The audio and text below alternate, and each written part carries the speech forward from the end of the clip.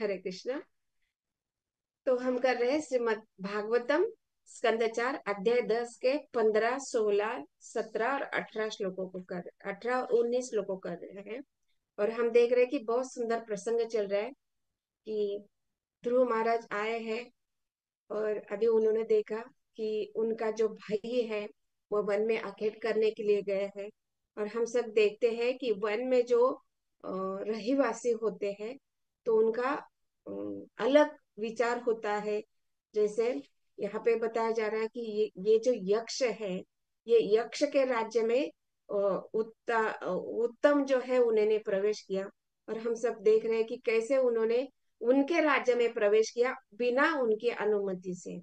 तो इसलिए वहां पे देखा गया कि जो यक्ष है उनके द्वारा वो उत्तम जो है वो मारे गए, क्योंकि ये यक्ष जो कहे गए हैं ये तो पहले क्या होते हैं ना कि आ, ये खास करके आसुरी स्वभाव वाले होते हैं, राक्षसी स्वभाव वाले होते हैं।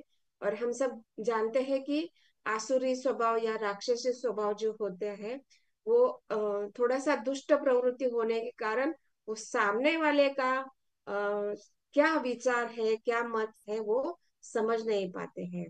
तो इसलिए बिना समझे बिना सोचे वो अपने अपने लिए, क्योंकि आसुरी और राक्षसी स्वभाव इसलिए कहे गए ना कि वो केवल अपने लिए है या अपने ही स्वार्थ के लिए कार्य करते हैं। वो केवल अपने विषय में ही सोचते हैं। तो यहाँ पे ये प्रसंग बताया जा रहा है कि ये जो यक्ष है उन्होंने बिना सोचे समझे उन्होंने उत्तम को मार डाला है। जैसे कि हम देखते हैं कि उत्तम बिना मतलब उत्तम का वहां जाने का उद्देश्य ये नहीं था कि उनके ऊपर आक्रमण करे या उनके द्वारा युद्ध किया जाए। वो तो आखेट के लिए, जैसे राजा का एक, जैसे क्षत्रिय में एक प्रथा होती है कि जो क्षत्रिय जो होता है उसको आखेट करना होता है। आखेट मतलब क्या, वन में जाकर किसी हिंस्र पशु जैसे बाघ है, शेर है, चीता है, भालू है, ऐसे जो हिंस्र पशु है उनको ललकारना और उनके ललकार कर उनके साथ युद्ध करना। दैट मीन्स क्या होता है, ये क्यों किया जाता है, क्योंकि एक क्षत्रिय जो होता है उसका कार्य क्या है, युद्ध करना, प्रजा का संरक्षण करना। तो ऐसे होता है ना कि जब युद्ध नहीं चल रहा है तो केवल घर में बैठ के नहीं रहना है, क्योंकि ये शरीर कैसे होता है ना, ये शरीर जो है पंच महाभूत सूक्ष्म तत्व इनसे बना हुआ होता है। और ये क्या होता है, ये शरीर भौतिक जगत में होने के कारण वो कभी भी सुस्त होने का उसका स्वभाव होता है, आलसी मंद ऐसे होने का उसका स्वभाव होता है। तो ये क्षत्रिय जब युद्ध नहीं कर रहे होते हैं तो इनके लिए अनिवार्य है, उनके लिए ये बहुत जरूरी होता है कि वो वन में जाकर ऐसे पशु को ललकारे और उनके साथ युद्ध करे। तो इसलिए इसी कार्य के लिए वो उत्तम जो है वो आखेट करने के लिए वन में गए थे। लेकिन ये यक्ष इनका उद्देश्य न समझने के कारण उनको वहां पे मार डाला गया। और यहाँ पे हम देख रहे हैं कि कैसे उत्तम का वध की समाचार सुनकर जो ध्रुव महाराज है वो थोड़ा सा क्रोधित हो गए। क्योंकि यहाँ पे बताया जा रहा है, अभी यहाँ पे ध्रुव महाराज का एक स्वभाव बताया जा रहा है कि एक जो वैष्णव होता है, जो वैष्णव है अपने प्रति किए गए अपराधों को सहन कर लेता है, अपने प्रति अपने स्वयं का जो अपमान है उसको सह लेता है। लेकिन एक दूसरे वैष्णव के प्रति किए गए अपराध को वो कभी भी सहन नहीं करते हैं। तो ये स्वभाव जो वैष्णव का है ये ध्रुव महाराज यहाँ पे बता रहे हैं कि जब उनको समाचार मिला कि उत्तम जो उनका यक्षों द्वारा वध किया गया है तो इसलिए वो थोड़ा क्रोधित हो गए। और उसको अपना जो क्रोध है उसको व्यक्त करने के लिए वो तुरंत ही सेना लेकर यक्षों पर उन्होंने आक्रमण किया। और वो बहुत, यहाँ पे हम देख रहे हैं कि बहुत घमासान युद्ध हुआ, इतना घमासान युद्ध हुआ कि ये जो सारे यक्ष वगैरह जो होते हैं, और यहाँ पे एक और विशेष बात बताई गई है कि ये जो यक्ष होते हैं ये राक्षसी तथा आसुरी स्वभाव के होने के कारण उनमें वो कोई प्रेम भाव या ऐसे नहीं होता है। और खास करके युद्ध के समय में वहां पे अपना मृदु स्वभाव या कोमल स्वभाव को नहीं बताया जाता है। तो जब युद्ध होता है तो पूरा वो जो शत्रुता का भाव वहां पे प्रकट होता है, क्रोध का भाव प्रकट होता है, ईर्ष्या का भाव प्रकट होता है।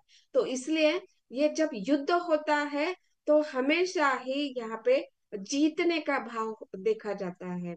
और यहाँ पे बताया जा रहा है कि ये जो यक्ष होते हैं, इनके पास अनेक अनेक प्रकार की सिद्धियां होती हैं। तो जैसे उनके पास हम देखते हैं ना, 8 प्रकार की सिद्धियां होती है। अनिमा, लगिमा, वशीकरण, ऐसे अलग अलग प्रकार की जो सिद्धियां होती है। छोटे से छोटा बनना या बड़े से बड़ा बनना, ये तो साधारण योगी के लिए सिद्धि बताई गई है। लेकिन ये यक्ष तथा राक्षस जो होते हैं, उनके पास बड़ी विशेष विशेष विशेष सिद्धियां होती है, जिससे किसी भी प्रदेश से, किसी भी लोग से वो किसी भी वस्तुओं को प्राप्त कर सकते हैं, और जो किसी भी जगह पर वो फेंक सकते हैं। जैसे अलग अलग प्रकार के अस्त्र शस्त्र, जैसे आगे वर्णन आएगा, वो सारे जो हड्डियां है, रक्त है, पीप है, जो मल मूत्र है, ऐसे भी वो युद्ध के समय में इन सारी वस्तुओं को प्रयुक्त करते हैं। जैसे हम लोगों ने देखा ना कि जब भगवान वराह तथा हिरण्यक्ष और हिरण्यकशिपु, खास करके हिरण्यक्ष के साथ जब भगवान वराह का युद्ध हुआ, तो वहां पे उन्होंने क्या किया, तो वो उनके पास वो मायावी शक्ति होती है, आसुरी शक्ति होती है।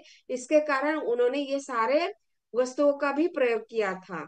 जब भगवान वराह का जब युद्ध हिरण्यक्ष के साथ युद्ध हो रहा था, तो उन्होंने भी उस समय ये रक्त, पीप, मल मूत्र, हड्डियां का भी वर्षा उन्होंने वहां पे किया था। तो वही उसी प्रकार यहाँ पे ये जो यक्ष है, उनके पास ये शक्ति होती है कि ये सारे वस्तु वो प्राप्त करके वहां पे वर्षा कर सकते हैं। तो इस प्रकार ये जो यक्षों के पास अस्त्र शस्त्र की कला भी होती है। और खास करके यहाँ पे बताया जा गया ना कि उन्होंने जैसे श्लोक संख्या 16 में बताया गया कि क्या हुआ, ध्रुव महाराज ने धनुष टंकार तथा फुत्कार करने लगे, जिससे उनके शत्रुओं के हृदय में त्रास उत्पन्न होने लगा। वे निरंतर बाण बरसने लगे, जिससे सभी के विभिन्न हत्यार वैसे ही तितर बितर हो गए, जिस प्रकार प्रबल वायु से आकाश में एकत्र बादल बिखर जाते हैं। दैट मीन्स यहाँ पे क्या बताया जा रहा है कि जो यक्षों के पास जो अलग अलग प्रकार के अस्त्र शस्त्र जो होते हैं, तो इसमें भी बताया जाता है। तो अस्त्र क्या होता है और शस्त्र क्या होता है? तो अस्त्र जो होते हैं ना, कि वो ऐसे फेंक कर मारे जाते हैं। जैसे बाण होते हैं, अलग अलग प्रकार के वस्तुएं होती है, खास करके बाण ही कहा गया है, तो ये फेंक कर माने जाते हैं। और जो शस्त्र होते हैं, वो शस्त्र होते हैं जैसे तलवार, गदा, वो होते हैं जो हाथ में पकड़कर मारे जाते हैं। तो इस प्रकार के इन यक्षों के पास अलग अलग अस्त्र शस्त्र होते हैं। तो उनका वो सारा उन्होंने वहां पे ध्रुव महाराज के जो सैन्य है उनके ऊपर आक्रमण किया। और हम लोगों ने देखा कि कैसे उन्होंने यक्षों ने आक्रमण किया, और उनकी सेना भी यक्ष की सेना से बढ़कर थी। इसलिए यहाँ पे बताया गया कि जब यक्षों द्वारा जब ध्रुव महाराज की सेना पर, ध्रुव महाराज पर जब आक्रमण किया गया, तो यक्षों ने इतनी वो भाले तथा धनुष्य बाणों की और बाणों की इतनी वर्षा कर दी, इतनी वर्षा कर दी, वो जो ध्रुव महाराज है उन वे तथा उनकी जो सेना थी, वो सारी ही वो बाणों की वर्षा में ढक गई। और उन्होंने कैसे उपमा दी है कि जैसे सूर्य बादलों के पीछे ढक जाता है, कोहरे के पीछे। कोहरा मतलब जब हम सब देख रहे हैं कि अभी ठंडी का मौसम चल रहा है, तो वहां पे क्या होता है, फॉग जमा होता है। सुबह सुबह जब हम बाहर निकलते हैं, तो इतना फॉग जमा होता है कि सामने वाला व्यक्ति भी हमें दिखाई नहीं देता है। और जब सूर्य भी आकाश में है, लेकिन वो दिखाई नहीं पड़ता है, मतलब वो कोहरे के कारण ढक गया है। तो इस प्रकार वहां पे जो ध्रुव महाराज की उपमा जो है सूर्य से दी गई है, और वो जो यक्षों द्वारा जो बाणों का वर्षा हुआ है, उसकी उपमा कोहरे से दी गई है। लेकिन यहाँ पे ये भी बताया जा रहा है, श्रील प्रभुपाद तात्पर्य में बता रहे हैं कि ये जो सूर्य होता है कभी भी कोहरे के द्वारा ढका नहीं जा सकता, क्योंकि अगर वो कोहरे में शक्ति होती सूर्य को ढकने की, तो सर्वत्र ही जैसे रात्रि में अंधकार होता है उस प्रकार का अंधकार हो सकता था। लेकिन यहाँ पे बताया जाता है कि कोहरे में वो शक्ति नहीं है सूर्य को ढकने की। तो उसी प्रकार यहाँ पे बताया जा रहा है कि ये जो यक्षों द्वारा बाणों की वर्षा हुई है ध्रुव महाराज तथा उनकी सेना पर, वो कैसी है, कोहरे के समान कही गई है। और जो सूर्य की उपमा दी गई है ध्रुव महाराज को, और सूर्य कभी भी ढका नहीं जा सकता। अभी यहाँ पे हम देखते हैं कि सूर्य क्या है, सूर्य का उपमा क्यों दिया गया है, क्योंकि हम शास्त्र से हम देखते हैं कि सूर्य भगवान का भक्त है, भगवान के नेत्र भी कहे गए हैं, और जैसे भगवान के पास शक्ति होती है उसी प्रकार की शक्ति हम सूर्य में देखते हैं। और खास करके जो शक्ति जो होती है वो भगवान से ही प्राप्त की गई है, क्योंकि सूर्य जो है वो कौन है, सूर्य देव विवस्वान है। और जिनको भगवान ने ही, ये भगवत गीता सर्वप्रथम बताई गई थी, अर्जुन से भी पहले सूर्य देव विवस्वान को बताए गए थे। तो ये सूर्य देव जो है भगवान के स्वयं भक्त है, और शास्त्र हमें बताता है कि ये सूर्य भगवान की आंखें कही गई है। तो कभी भी हम देखते हैं कि भगवान जिस प्रकार शक्तिशाली होते हैं उसी प्रकार की शक्ति हम उनके भक्तों में भी देखते हैं। तो सूर्य में इतनी शक्ति है कि वो कभी भी बादल के द्वारा या कोहरे के द्वारा ढके नहीं जा सकते हैं। उसी प्रकार की हम देखते हैं कि ध्रुव महाराज ने जब भगवान का साक्षात दर्शन किया, उनके भक्तिमय तपस्या से भगवान को प्राप्त किया है, प्रेमा भक्ति उन्होंने की है ध्रुव महाराज ने, उसी प्रकार की शक्ति ध्रुव महाराज में देखी गई है। और जैसे कि ये सारे वर्षा के कोहरे से जब ध्रुव महाराज ढके गए थे, तो यक्षों को क्या लगा कि अभी ये हम लोगों ने युद्ध जीत लिया है, ऐसे उनका वो थोड़ा क्षणिक उन्होंने आनंद का अनुभव किया। जैसे श्लोक संख्या 15 में बताया, अनुवाद में श्रील प्रभुपाद लिख रहे हैं कि उन्होंने क्षणिक विजय जैसी स्थिति देखकर यक्षों ने घोषित कर दिया कि उन्होंने ध्रुव महाराज पर विजय प्राप्त के लिए।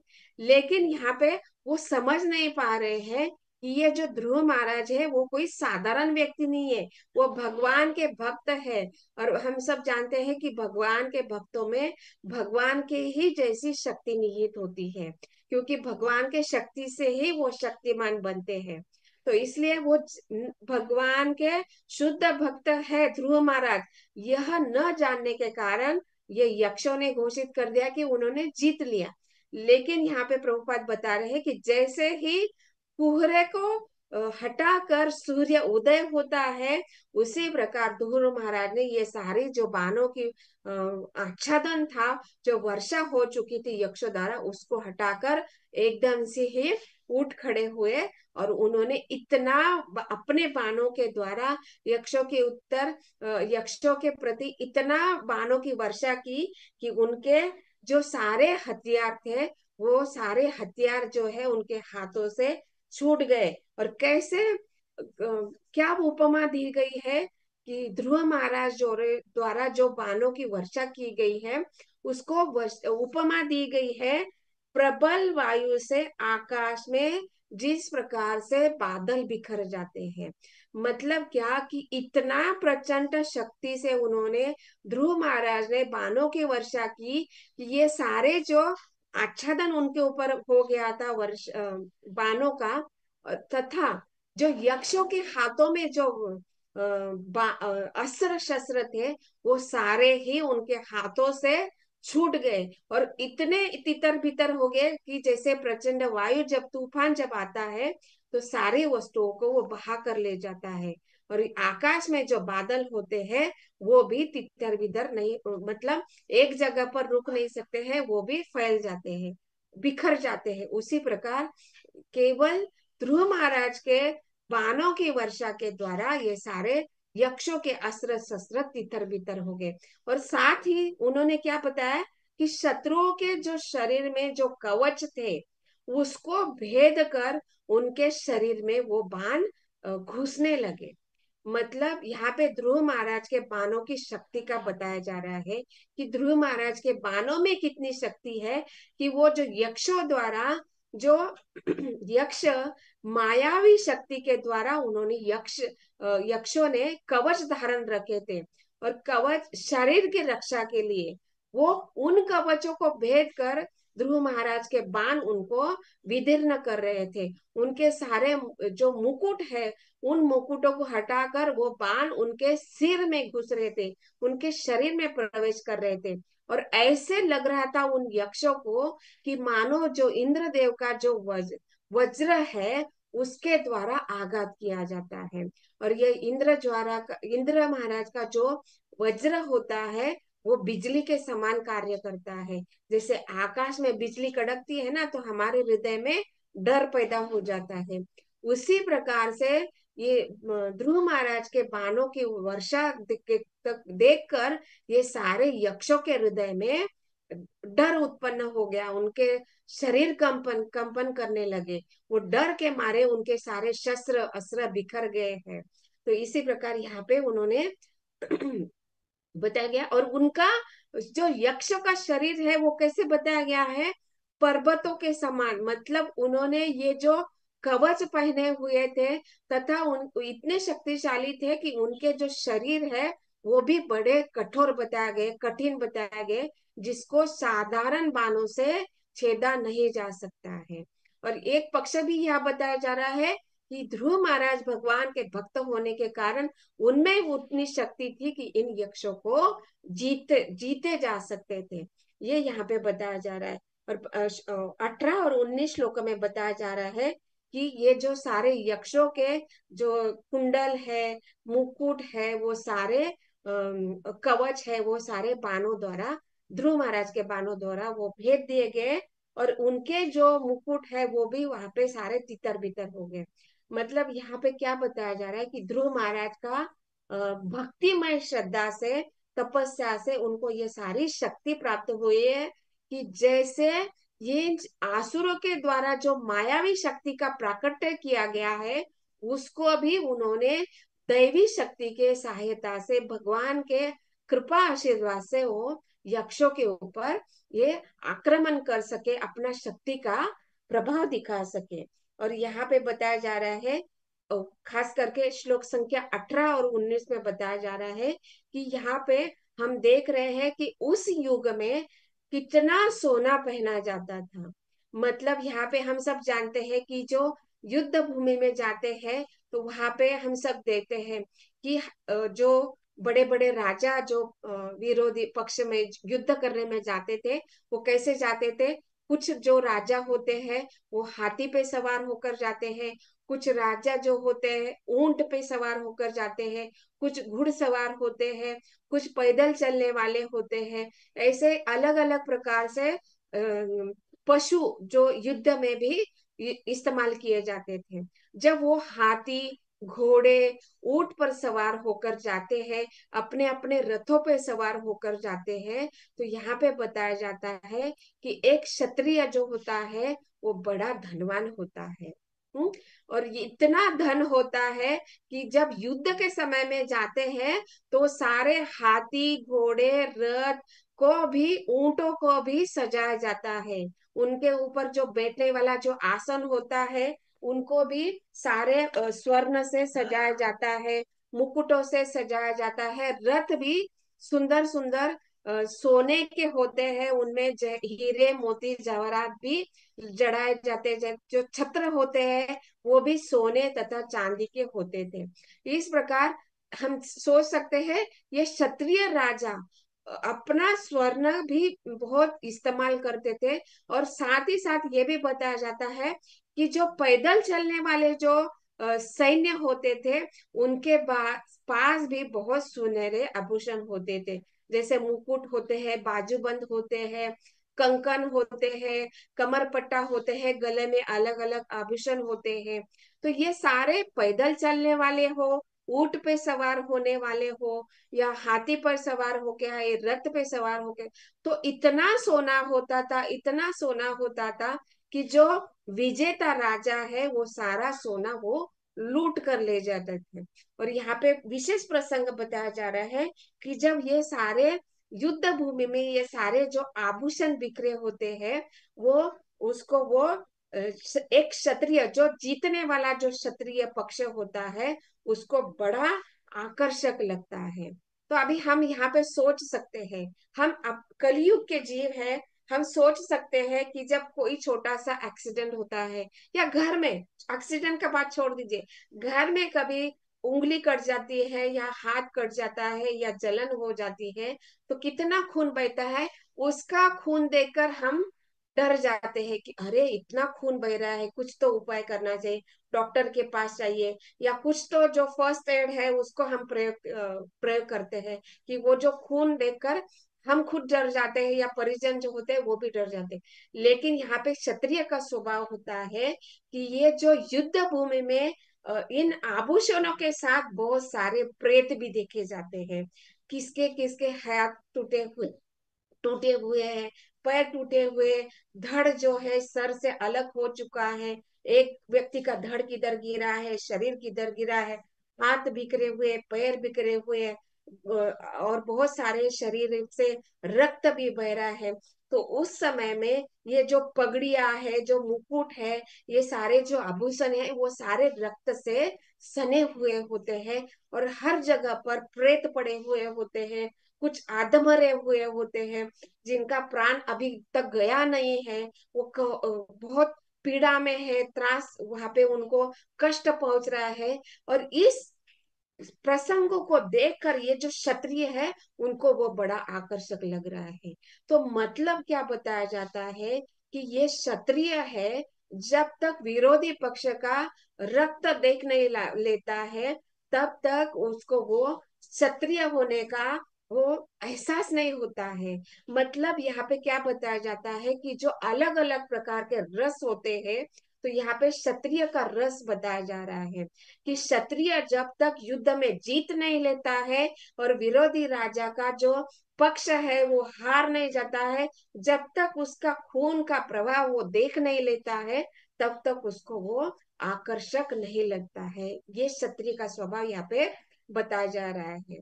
हाँ? जैसे हम सब जानते हैं कि जब महाभारत का लीला में हम देखते हैं कि जब वो जो पांडव और कौरव के बीच में जो लीला हुई थी, चौसर जो खेला गया था, उसमें जब सारे जो राज्य है वो सब कुछ पांडव हार चुके थे, और उस समय जो पांडव जो है द्रौपदी को उस जो चौसर के ऊपर बाजी के लिए लगाया था।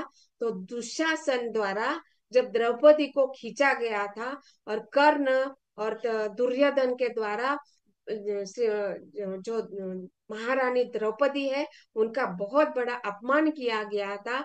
उस समय उस स्थिति में भीष्म, ये जो भीम है, उन्होंने प्रतिज्ञा ली थी कि ये जो दुर्योधन तथा दुशासन है, इनके शरीर का जो रक्त है वो जो रक्त में लेकर आऊंगा, और ये द्रौपदी के बालों को ये रक्त से मैं क्या बोलेंगे उसको, रक्त से धोऊंगा नहीं। या ये द्रौपदी ने भी प्रतिज्ञा ली थी कि जब तक ये दुर्योधन दुशासन का खून से मेरे बाल धोए नहीं जाएंगे, तब तक मैं अपने बालों को बांधूंगी नहीं, गांठ नहीं मारूंगी। ये जो प्रतिज्ञा ली थी, मतलब यहाँ, और हम सब देखते हैं कि जब ये कौरव और पांडव के बीच में जब युद्ध हुआ था, तो ये भीम के द्वारा जो दुर्योधन और खास करके दुशासन की जांघा को गदा से प्रहार करके उन्होंने वो रक्त द्रौपदी के बालों को धोने के लिए प्राप्त किया था। मतलब यहाँ पे क्या बताया जाता है कि एक जो क्षत्रिय है, युद्ध भूमि में शत्रु पक्ष का रक्त को नहीं देखता है, तब तक वो अपने आप को विजेता नहीं मानता है। और ये क्षत्रिय का स्वभाव होता है कि जब तक वो शत्रु के बाणों से अपने शरीर को घायल नहीं देखता है, तब तक उसको आनंद नहीं आता है। और हम सब देखते हैं कि आज भी श्रीरंगम में जब हम जो विष्णु भगवान विष्णु है उनके ऊपर देखते हैं कि कहीं पे मुख पे, कंधे पे उनके वो जो हम चिन्ह देखते हैं, राइट, कि अलग अलग प्रकार के उनके मुख पर, शरीर पर चिन्ह होते हैं जो ये बताते हैं कि भक्तों द्वारा जो बाण भेजे गए हैं उसके यह युद्ध के प्रतीक के रूप में चिन्ह अभी भी श्रीरंगम में जो उत्सव विग्रह है उनके ऊपर वो युद्ध के समय में जो बाण मारे गए हैं या जो प्रघात उनके शरीर पे किए गए हैं उसको भी वो उन्होंने अभी तक संभाले रखा है। मतलब यहाँ पे बताया जाता है कि ये जो क्षत्रिय है, शत्रु के द्वारा मारे गए शरीर पर प्रहार को वो अपने आप को गौरवान्वित करते हैं, उससे वो देखकर वो आनंद का अनुभव करते हैं कि हाँ, मेरे ऊपर भी शत्रु का प्रभाव, तभी वो अपने आप को क्षत्रिय मानते हैं। और यह क्षत्रियों का स्वभाव बताया गया है कि जब तक शत्रु के द्वारा बाणों से उनका शरीर घायल नहीं होता है तब तक वो अपने आप को क्षत्रिय नहीं मानता है। तो ये बात यहाँ पे बताया जा रहा है। और यहाँ पे एक बात और बताए जा रहे हैं कि ये जो युद्ध भूमि में जो सारा सोना बिखरा हुआ है ये विजेता जो पक्ष है वो प्राप्त कर लेता है और अपने जो कोषागार है उसके लिए वो प्राप्त हो जाता है, जिससे वो जो प्रजा की रक्षा है, जो प्रजा को सुविधा प्रदान करनी है उसके लिए वो इस्तेमाल करते हैं। और जो जैसे हम देखते हैं ना कि युद्ध भूमि में जो एक और बात बताया गया है कि ये जो सेना होती है, हम सब अभी कलयुग के जीव हैं, हम क्या करते हैं, हमारे पास बहुत छोटा सा इतना सा ही सोना रहता है, बहुत कम मात्रा में सोना है, लेकिन फिर भी हम उसको क्या करते हैं, जितना अंदर हो सके, जितना लॉकर में हो सके उसको छुपा के रखते हैं, राइट, क्योंकि हमें डर है कि कोई चोर आके चुरा कर ना लेके जाए। लेकिन इस युग में बताया जा रहा है कि सोना इतनी मात्रा में उपलब्ध होता था कि साधारण सैन्य, जो पैदल चलने वाला जो सैन्य है, वो भी पहन कर जाकर वो सुसज्जित होकर जाता था। मतलब यहाँ पे सोने की जो मात्रा है वो कितनी प्रचुर मात्रा में उपलब्ध थी ये भी बताया जा रहा है। और जब वो सैन्य विरोधी पक्ष द्वारा मारा जाता है तो वो सैन्य भी जो है, जिन्होंने जो आभूषण धारण किए हुए हैं वो भी वहां पर छूट जाते हैं। और यहाँ पे जब उनकी मृत्यु होती है और वो मृत्यु से जो सैन्य, जो विजेता पक्ष है ये सोने को प्राप्त कर रहा है, मतलब ये जो मरे हुए सैन्य है या जो हारा हुआ जो पक्ष है उनके द्वारा ये एक प्रकार से दान के रूप में प्राप्त होता है। मतलब क्योंकि शरीर तो उन्होंने छोड़ दिया है, तो ये जो प्राप्त हुआ सोना है वो भी छोड़ के गए है ना, मतलब वो विजेता राजा है उसके लिए वो दान के रूप में प्राप्त हो जाता है। इसलिए बताया जाता है, ये भगवत गीता के दूसरे अध्याय में, पहले अध्याय में भी बताया गया कि जब युद्ध होता है, युद्ध भूमि में जिसको मृत्यु प्राप्त होता है वो वीर गति को प्राप्त होता है। और खास करके वीर गति को तभी प्राप्त होता है जब वो भगवान को स्मरण करता है या जब वो भगवान को देखते हुए मृत्यु को प्राप्त करता है। और यहाँ पे हम देखते हैं कि यहाँ पे ध्रुव महाराज द्वारा वो मारे गए हैं, दैट मीन्स भगवान के शुद्ध भक्त द्वारा मारे गए हैं। दैट मीन्स जो ध्रुव महाराज के बाणों द्वारा जब उनका शरीर का मृत्यु हो रहा है, दैट मीन्स एक शुद्ध भक्त द्वारा उनका मृत्यु को वो प्राप्त हो रहे हैं। दैट मीन्स उनको विशेष रूप से स्वीकृति भगवान के द्वारा प्राप्त होने वाली है। और हम देख रहे हैं कि ध्रुव महाराज को इस प्रकार से ये वो क्या बोलेंगे हम लोग उसको, अप्रत्यक्ष रूप से दान भी कर रहे हैं सोने का। तो अप्रत्यक्ष रूप से ध्रुव महाराज को दान भी प्रदान कर रहे हैं सोने के रूप में, और उनके द्वारा शरीर का भी त्याग हो रहा है, मतलब वो उनको एक प्रकार की स्वीकृति भी प्राप्त हो रही, क्योंकि भगवान के विशेष भक्त द्वारा उनको मृत्यु प्राप्त हो रही है। तो ये बात यहाँ पे बताई जा रही है। और इसलिए बताया जा रहा है कि ये इस समय युद्ध में जो भी मारे गए हैं उनको जो सफलता प्राप्त होने वाली, भगवान द्वारा विशेष स्वीकृति प्राप्त होने वाली है। और यही बात यहाँ पे इन सारे श्लोकों में बताया जा रहा है कि ये जो अलग अलग प्रकार के बाण है, अस्त्र है, शस्त्र है, ये सारे पहले ही सारे यक्ष राक्षसों द्वारा, मनुष्य द्वारा इन सारे बाणों के शस्त्र को कैसे प्राप्त करना है, उनके अलग अलग शस्त्र में किस प्रकार की शक्ति होती है, ये सारा ज्ञान उनको पहले से ही था।